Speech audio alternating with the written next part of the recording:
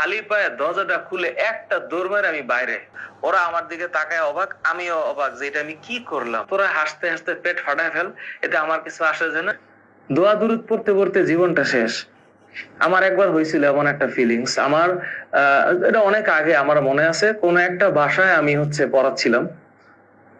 তারপর হঠাৎ করে এই দুপুরের দিকে একটা ভূমিকম্প হইলো। মনের অজান্তে আমার মতো একটা মানুষ, যেখানে আমি মানুষদেরকে একটু হেল্প করার ট্রাই করি, ওদের সবাইকে রাইখা আমি একটা দৌড় মেরে বাইরে চলে গেছি। এবং আমি নিজেও বুঝতে পারিনি যে এটা আমি কেন করলাম। এবং আমার স্টুডেন্ট যারা ছিল, ওরা আমার দিকে তাকায় অবাক, আমিও অবাক যে এটা আমি কি করলাম।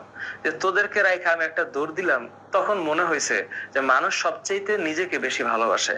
চাচা আপন প্রাণ বাঁচা বলে একটা বিষয় আছে, ওটা আমি আমার জীবনে রিয়েলিস্টিক ভিউতে পাইছি।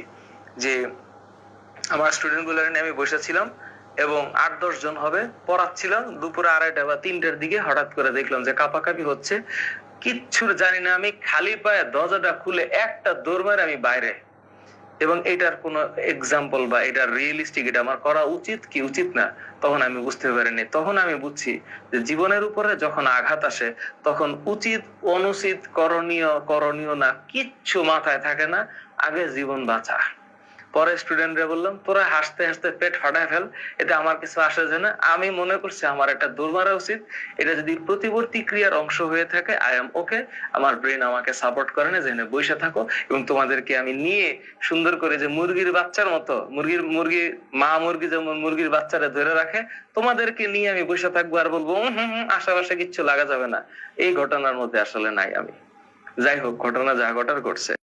টেবিল বা খাটের নিচে ঢুকে পড়া মানলাম, বাইরে থাকলে ঘরে প্রবেশ না করা আরো ঠিক আছে। মানে আমি দৌড় মারছি বাইরে, কেউ ঘরের মধ্যে ঢুকবে? নো।